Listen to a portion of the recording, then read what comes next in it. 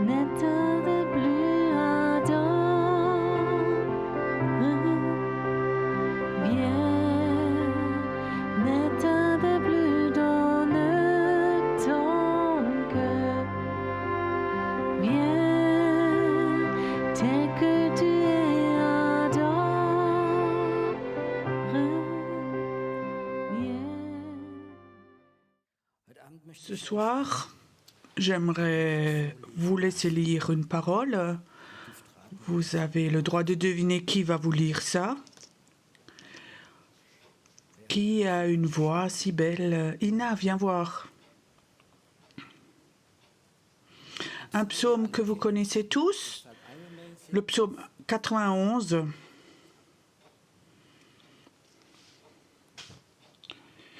Celui qui demeure sous l'abri du Très-Haut repose à l'ombre du Tout-Puissant. Je dis à l'Éternel, mon refuge et ma forteresse, mon Dieu, en qui je me confie, car c'est lui qui te délivre du filet de l'asoleur, de la peste, de ses ravages. Il te couvrira de ses plumes et tu trouveras un refuge sous ses ailes. Sa fidélité est un bouclier et une cuirasse. Tu ne craindras ni les terreurs de la nuit, ni les flèches qui volent de jour, ni la peste qui marche dans les ténèbres, ni la contagion qui frappe en plein midi. Que 1000 tombent à ton côté et 10 000 à ta droite, tu ne seras pas atteint. De tes yeux seulement tu regarderas et tu verras la rétribution des méchants. Car tu es mon refuge, ô Éternel, tu fais du Très-Haut ta retraite. Aucun malheur ne t'arrivera, aucun fléau n'approchera de ta tente, car il ordonnera à ses anges de te garder dans toutes tes voies. Il te portera sur les mains, de peur que ton pied ne heurte contre une pierre. Tu marcheras sur le lion et sur l'aspic, tu fouleras le lionceau et le dragon.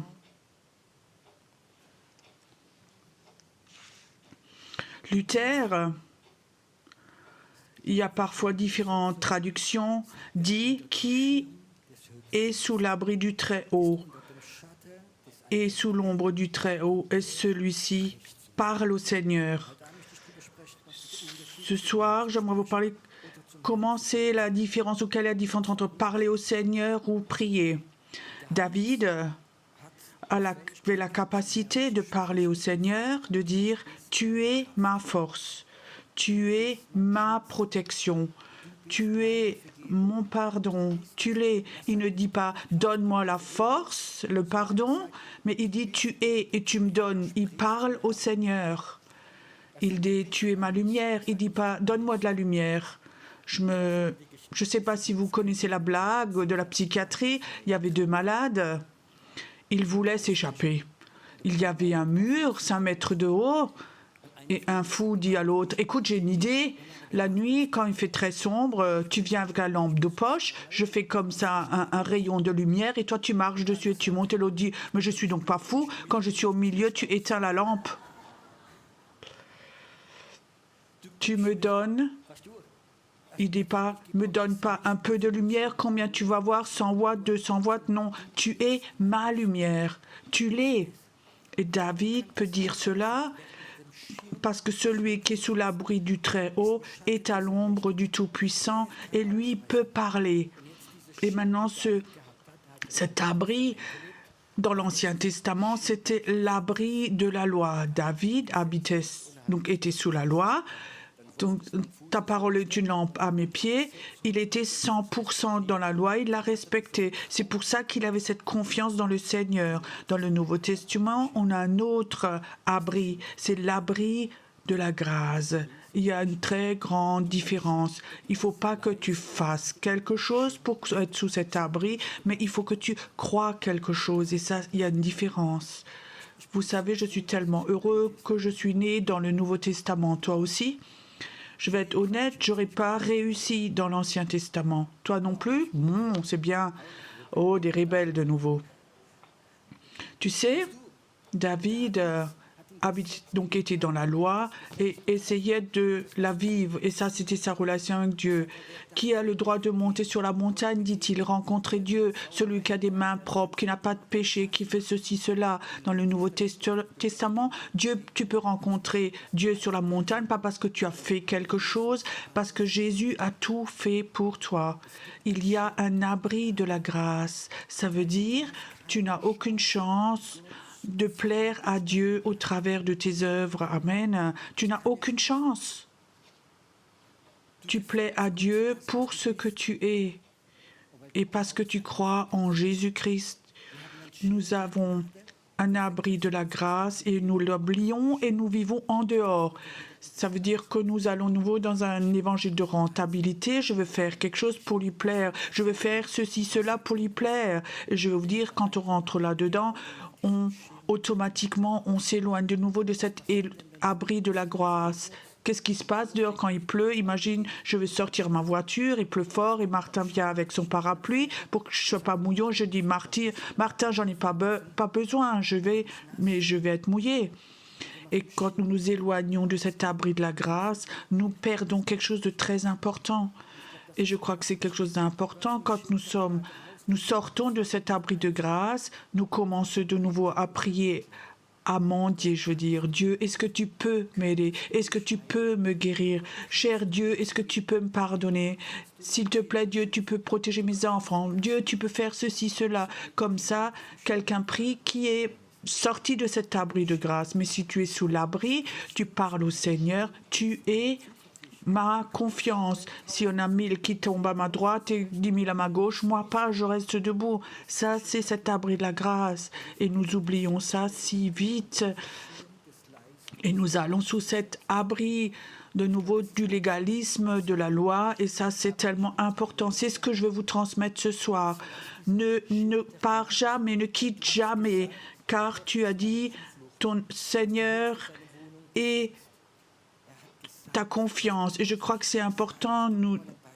Je te donne un exemple. J'ai 4 enfants. C'est important pour moi d'avoir une relation très proche avec mes enfants. Je suis un papa, j'aime mes enfants. Et c'est important pour moi que je sois un bon papa pour mes enfants. Nous n'habitons pas loin de la gare, peut-être 5 minutes. De temps en temps, ils viennent en train. Alors, bon, quand ils viennent, il faut, après, les ramener à la gare. Mon épouse et moi, on prend la voiture et on les emmène. Si mon enfant venait et disait « Papa, s'il te plaît, tu peux m'emmener à la gare. S'il te plaît, papa. » Je dis « Mon enfant, qu'est-ce qui ne va pas chez toi ?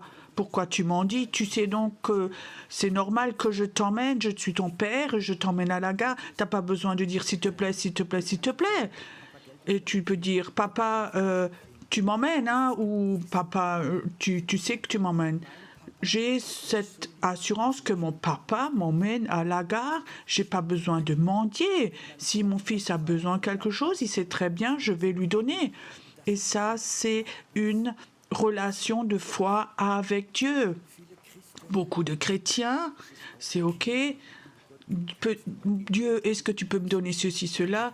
Mais là, tu as une relation avec Dieu qui n'est pas très proche et tu n'es pas sous cet abri de la grâce. Parce que si tu es là-dessous, toutes les promesses que Dieu t'a données, elles sont là pour toi. Elles sont là pour toi.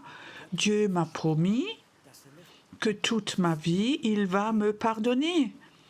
Je sais encore quand j'étais nouveau croyant.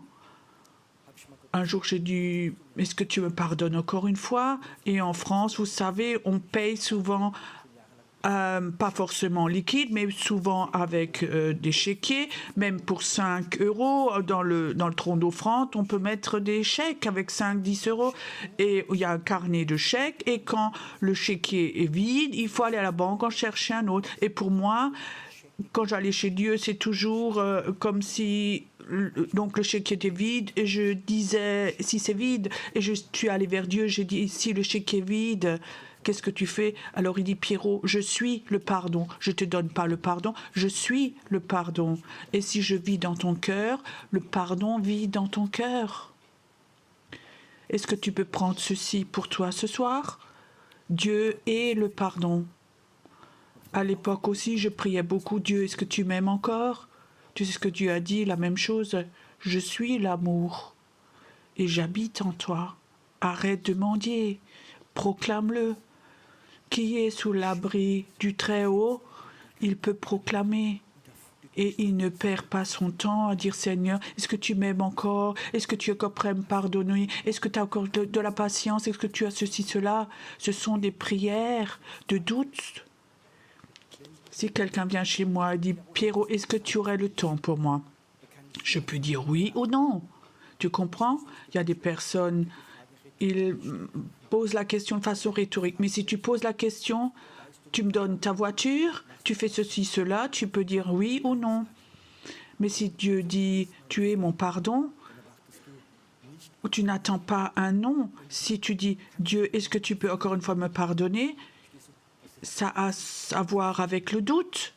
Ça veut dire que tu n'es pas sous cet abri de la grâce. L'abri de la grâce, c'est quelque chose, pour moi personnellement, où régulièrement il faut s'éprouver soi-même. Moi, je m'éprouve moi-même. Est-ce que dans mes pensées, dans mes sentiments, dans mes prières, sous cet abri de la grâce, ou est-ce que je suis juste, je me suis éloignée, je suis nouveau dans la rentabilité, dans les doutes, et je combats de nouveau. Celui qui souhaite abri de la grâce, il va vivre que les anges enlèvent les pierres sur ton chemin pour que tes pieds ne se cognent pas. Est-ce que ça, c'est une belle promesse? Tu comprends cela? Tu n'as pas besoin de prier pendant des heures, que tous les démons s'enlèvent, qu'il faut faire de la guerre spirituelle. Il y a des anges qui viennent et ils libèrent le chemin pour toi, parce que je suis un enfant de Dieu, parce que l'amour de Dieu est en moi, parce que l'onction est en moi, et parce que ces choses sont là. Et cette question, est-ce que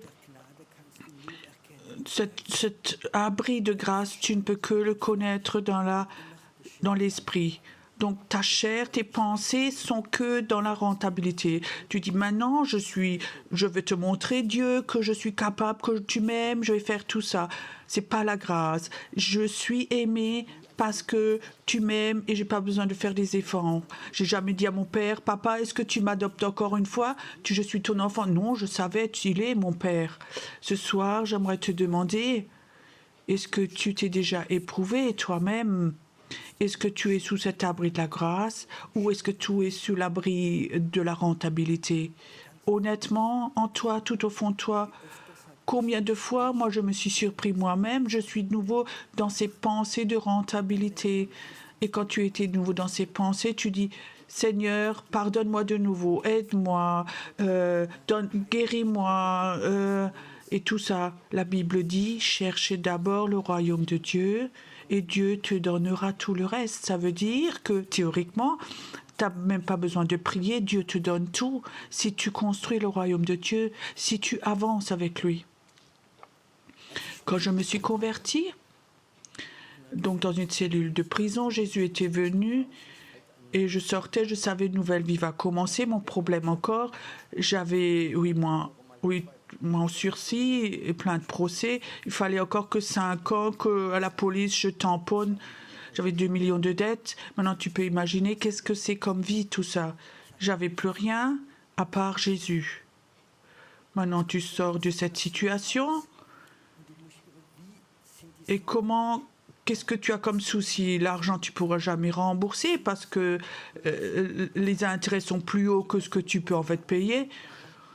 Et à l'époque, c'était pas 7 ans, c'était très très long.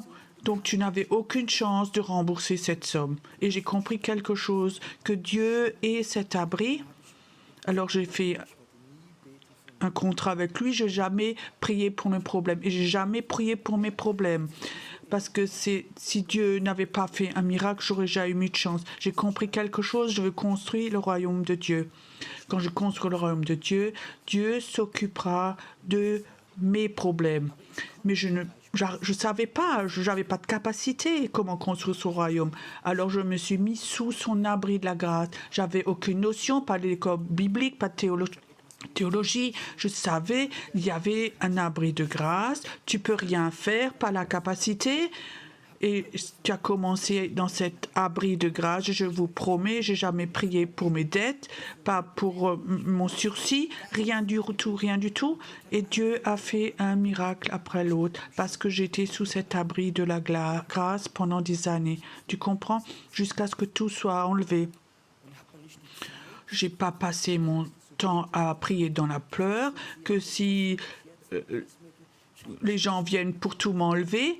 Non, Dieu a fait de miracle en miracle parce que j'étais sous ce parapluie, sous cet abri de grâce. Et c'est tellement dangereux que tu t'en éloignes. Tu penses que tu fais quelque chose par toi-même.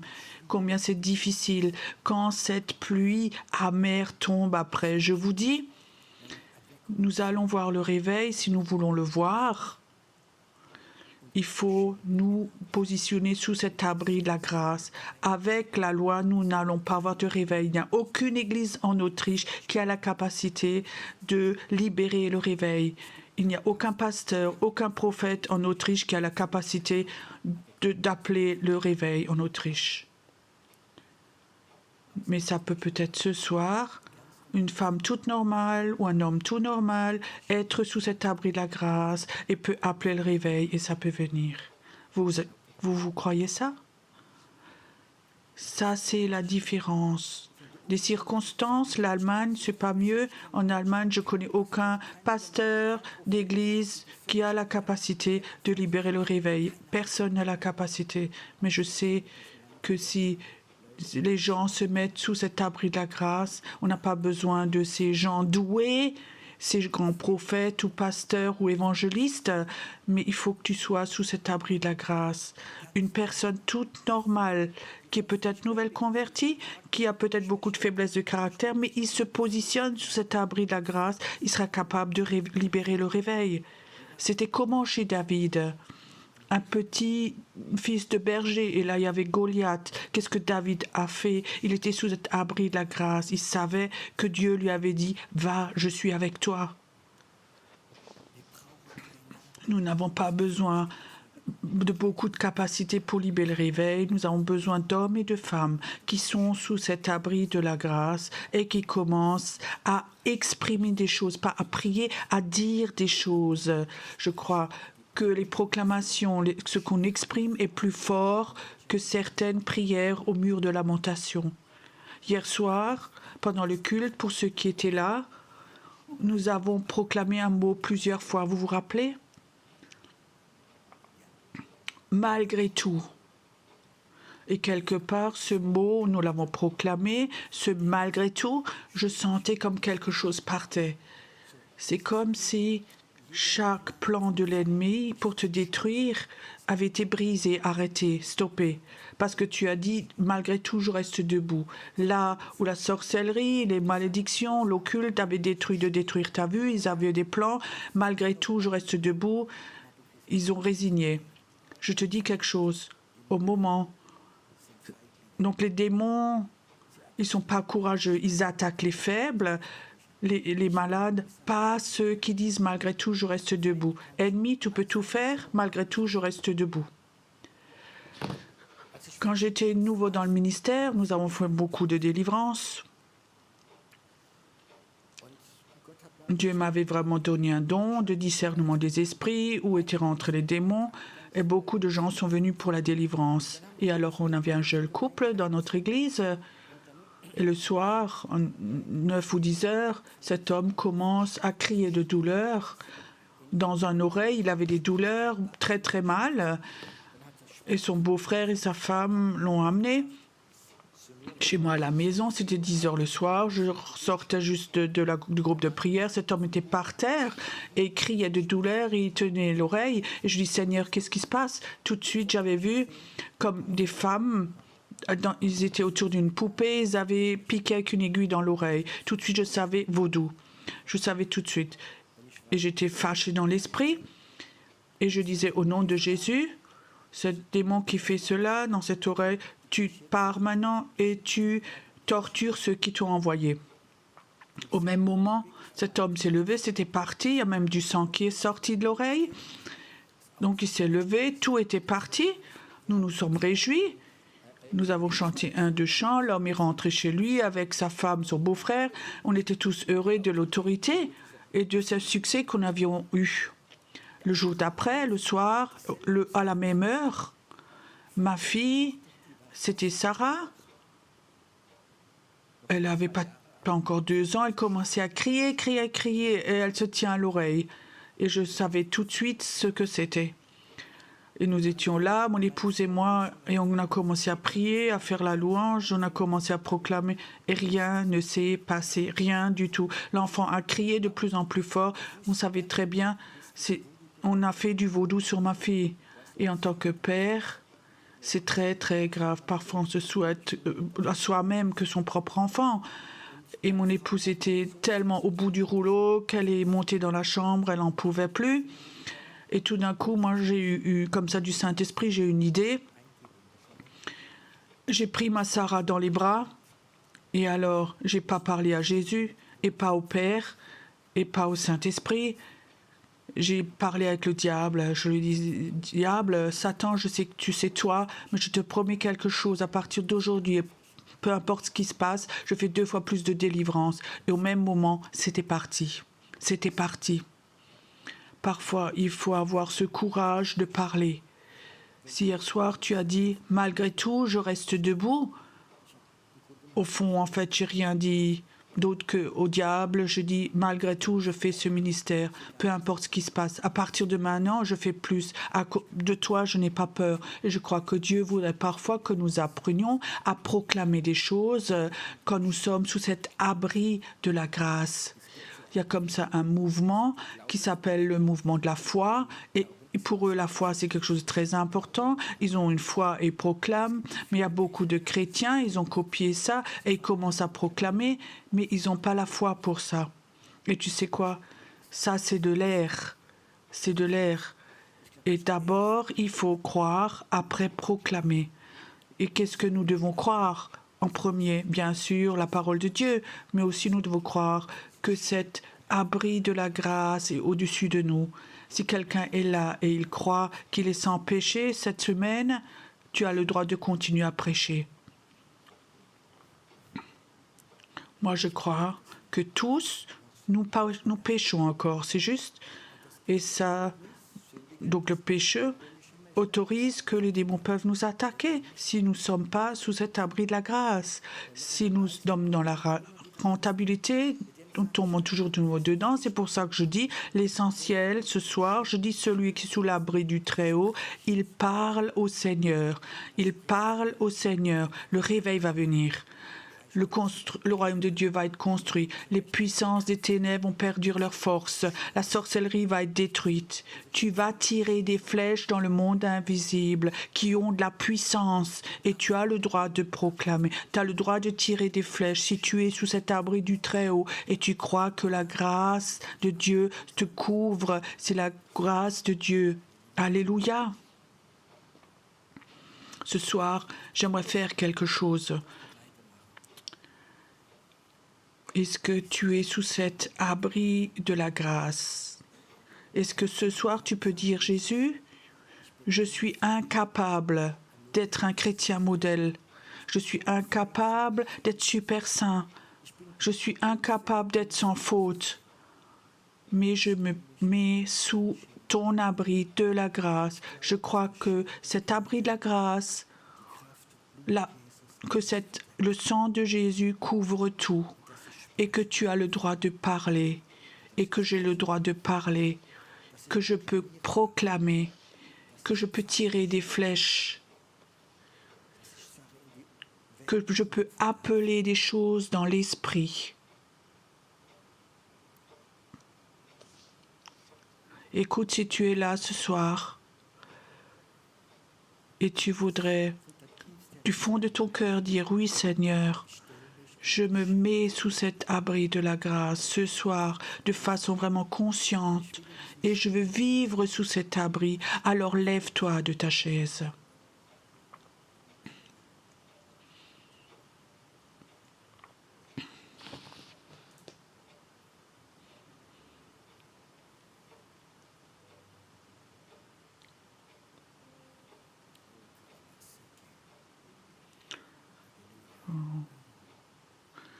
Mets-toi complètement en dessous.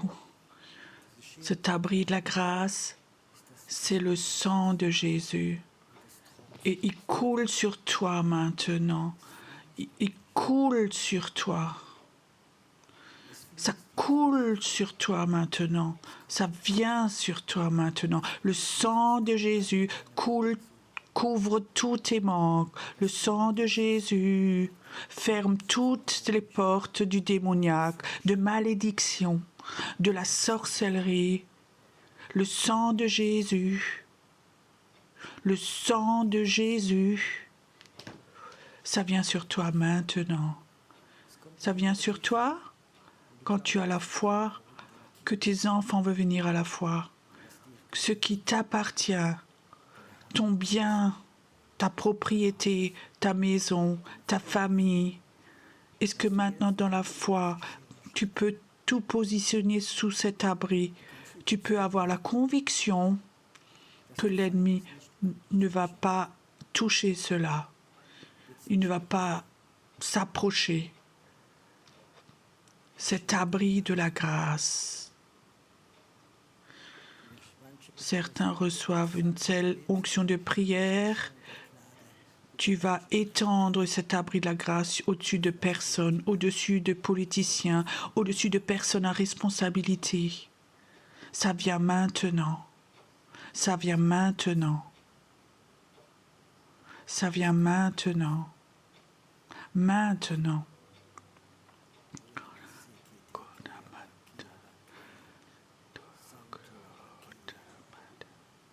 Maintenant, ça vient. Tes peurs s'en vont maintenant. Ta peur de ne pas assez bien, elle s'en va maintenant. Et le Seigneur dit, j'aimerais t'apprendre, t'enseigner à proclamer. J'aimerais que tu apprennes, que tu proclames, à proclamer. Je vais proclamer maintenant des phrases. Répète-les après. Seigneur, tu es ma lumière. Tu es ma force. Tu es mon avenir. Tu es mon Père. Tu es mon Dieu. Et je suis ton enfant. Je suis ton enfant. Et je vais demander et je vais proclamer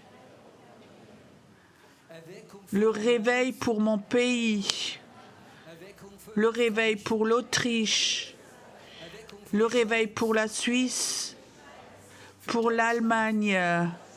Le réveil va venir. Le réveil va venir. Le réveil en route, il est là. Il vient. Il vient.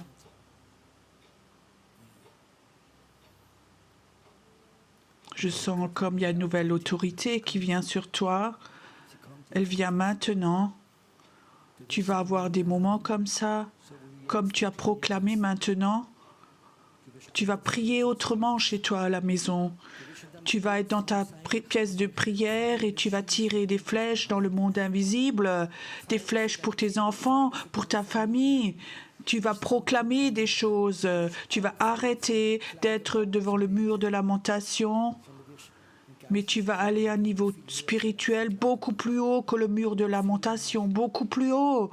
Tu ne iras pas vivre au niveau le plus bas, mais tu iras dans ce niveau prophétique, tu vas vivre dans ce niveau et tu vas proclamer.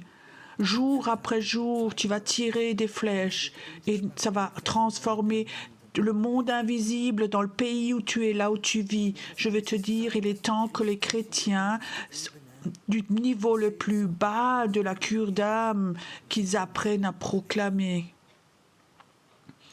Nous avons des niveaux de prière où que l'onction est tellement forte que tu ne peux pas être debout parce que la présence de Dieu est tellement forte que les anges sont là et chaque flèche que tu tires, des anges vont aller avec, ils vont le faire.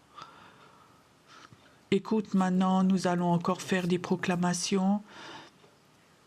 Et je vois comme des anges viennent maintenant, comme des anges sont là maintenant, et les anges sont là pour aller là où les flèches vont aller.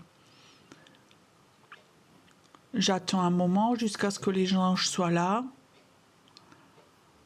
et nous allons tirer des flèches de réveil maintenant. Esprit de mort, esprit de mort, tu vas partir, tu vas quitter ce pays, parce que la vie de Dieu vient. Sorcellerie, tu vas perdre ta force, parce que c'est la volonté de Dieu. Une armée prophétique se lève et ils vont tirer des flèches. Et ils vont tirer des flèches. De tirer des flèches au nom de Jésus. Et moi, je vais tirer des flèches. Je vais tirer des flèches. Je sors de la vallée de lamentation et je monte sur les montagnes prophétiques. Et je vais tirer des flèches. Je vais tirer des flèches. Et maintenant, Dieu fait quelque chose dans la salle. Dieu touche maintenant tes mains comme signe que tu vas tirer des flèches. Comme si le feu de Dieu touchait tes mains maintenant. Ce feu, comme confirmation spirituelle, tu es appelé à tirer des flèches. Tu es appelé à proclamer. Tu es appelé de Dieu à aller à un niveau très très élevé pour tirer des flèches très très loin. Il y a un temps qui va venir où l'Autriche va être appelée à prier pour d'autres pays, où les Autrichiens vont prier pour les pays et les autres pays vont recevoir le réveil. Dieu va en Autriche appeler une armée de prière prophétique qui a appris à tirer des flèches prophétiques, à proclamer. C'est là maintenant. Reçois maintenant. Toi qui es là et tu sens maintenant ce feu dans tes mains, élève tes mains vers Dieu maintenant. C'est comme si Dieu disait, je te donne mes mains. Je vais tirer, moi, ces flèches, que je me sente bien ou pas, ou que si j'ai des sentiments de valeur ou pas, si la situation est bonne ou pas, je vais tirer des flèches. Waouh! Écoute, ces flèches peuvent transformer un pays. Si les personnes qui sont là ce soir commencent les prochains jours, tous les jours, à tirer des flèches de libération, de délivrance, le pays va se transformer. Aussi les gens qui écoutent maintenant sur YouTube, aussi toi qui es chez toi à la maison, tu peux tirer des flèches. La main de Dieu voudrait venir. Tu es sous l'abri de la grâce et tu vas tirer des flèches. Arrête de gémir, arrête de croire que tu es petit. Tu es sous ce parapluie, sous cet abri de la grâce. Tu es un enfant de roi. Tu es appelé à tirer des flèches de délivrance pour toi, ta famille, pour ton pays, peu importe où tu es. Merci Seigneur pour cette armée de prières prophétiques qui est là ce soir. Viens, inspire encore, ça vient, il y a encore quelque chose qui vient. C'est l'onction du feu qui vient maintenant. C'est l'onction du feu. Il y a des temps qui vont venir où vous tirez des flèches et tout d'un coup, tu as envie de lâcher un cri de victoire. Tu seras chez toi à la maison et le feu de Dieu va être si fort que tu ne peux pas autrement que de crier et tu cries dans le monde invisible et ça va libérer des flèches. Libérer. Ou les Russes tire toujours plus loin les missiles vers les Américains. Nous allons commencer dans l'esprit, nous, à tirer nos flèches. Écoute, je vois comme les anges sont là ce soir. Ils vont être avec toi. Ils vont être avec toi ce soir. Ils vont être avec toi ce soir. Quand tu tires les flèches, ils vont aller. Et si tu tires une flèche quelque part qui est à 300 km, les anges sont en une seconde là-bas. Ça va se réaliser. Ça vient encore. Il y a un feu qui vient encore maintenant. Ce feu vient encore maintenant. Quelqu'un qui sent que dans toute ta colonne vertébrale, que tu es touché par ce feu maintenant dans ta colonne, que Dieu dit à cette personne, écoute, tu vas devenir fort. Où ton corps était faible les derniers temps, tu vas être fort. Il y aura une force corporelle dans ta colonne vertébrale, tu sauras, tu as besoin de cette force pour tirer ces flèches. Ça vient maintenant, quelque chose vient sur toi maintenant. Il y a un feu qui vient dans ta colonne vertébrale. Tu es marqué par Dieu, par ce feu prophétique pour tirer ces flèches. Reçois maintenant, reçois que l'esprit de mort ne va plus te toucher facilement. C'est fini tout ça. C'est fini. Ayons encore un moment encore où nous adorons notre Dieu. Nous adorons Dieu. Et ce soir, pendant ce temps d'adoration, si tu as sur ton cœur, tire une flèche. Alors tire encore une flèche. Le ciel est ouvert. C'est l'onction pour que ces flèches aillent loin ce soir, qu'elles aillent très loin ce soir. Et à la fin, si tu as sur ton cœur, derrière, on met 2 paniers. Et si tu veux donner ton offrande, mets l'argent dedans. Ce soir, ayons un temps d'adoration où nous adorons notre Dieu. Et pendant cette adoration, dans l'esprit, on tire encore des flèches. Au nom de Jésus. Wie ein Strom, Liebe groß wie Wege, Wind deines Geistes, wie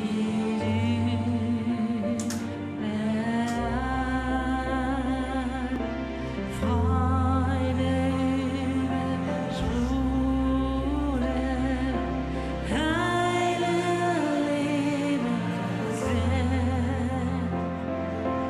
Komm, Heiliger Geist, mit Feuer, fall. Oh, komm, Heiliger Geist, mit Feuer, fall. Friede wie ein Strom, Liebe groß wie Berge, der Wind deines Geistes weht überall,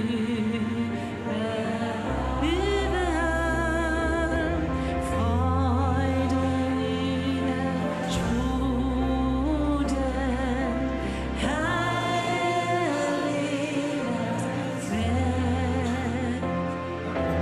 Komm, Heiliger Geist, mit Feuer, fall. Oh, komm, Heiliger Geist, mit Feuer, fall. Komm, Heiliger Geist, mit Feuer, fall.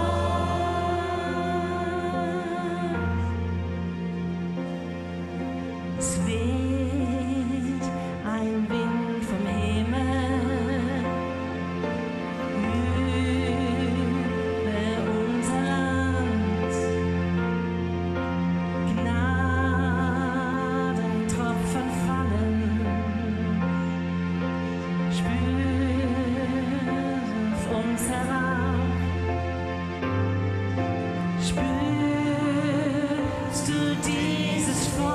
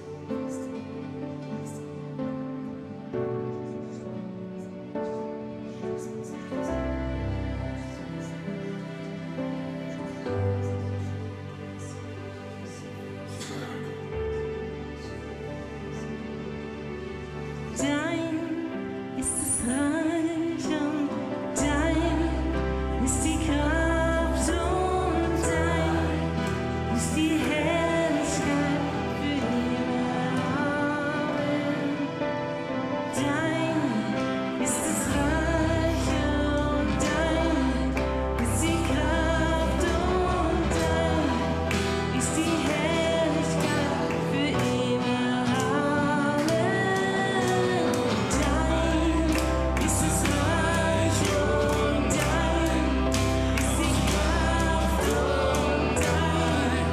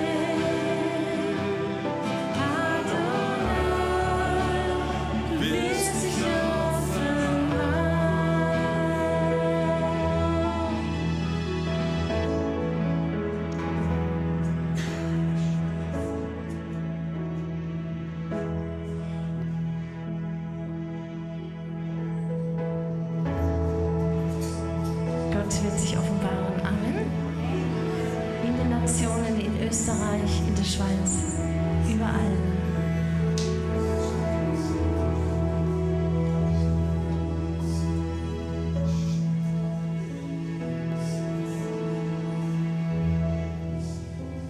Lass uns als letztes noch singen, eine Armee steht auf.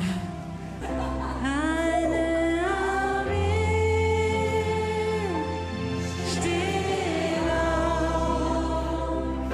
Eine Armee steht auf. Eine Armee steht auf. Und Ketten zerbrechen, Ketten zerbrechen, Ketten zerbrechen. Ketten zerbrechen, Ketten zerbrechen, Ketten zerbrechen. Eine Armee steht auf. Eine Armee steht auf. Eine Armee steht auf. Und Ketten zerbrechen, Ketten zerbrechen, Ketten zerbrechen in Österreich. Ketten zerbrechen, Ketten zerbrechen, Ketten zerbrechen in Österreich. Flüche zerbrechen, Flüche zerbrechen, Flüche zerbrechen in Österreich. Flüche zerbrechen, Flüche zerbrechen, Flüche zerbrechen in Österreich. Eine Armee steht auf. Eine Armee steht auf. Eine Armee steht auf. Ketten zerbrechen, Ketten zerbrechen, Ketten zerbrechen in Österreich. Ketten zerbrechen, Ketten zerbrechen, Ketten zerbrechen in Österreich. Ketten zerbrechen, Ketten zerbrechen, Ketten zerbrechen, in Österreich. Ketten zerbrechen, Ketten zerbrechen, Ketten zerbrechen In Russland, Ketten zerbrechen, Ketten zerbrechen, Ketten zerbrechen in Israel, Ketten zerbrechen, Ketten zerbrechen, Ketten zerbrechen in der Ukraine, Ketten zerbrechen, Ketten zerbrechen, Ketten zerbrechen in Deutschland, Ketten zerbrechen, Ketten zerbrechen, Ketten zerbrechen. eine Armee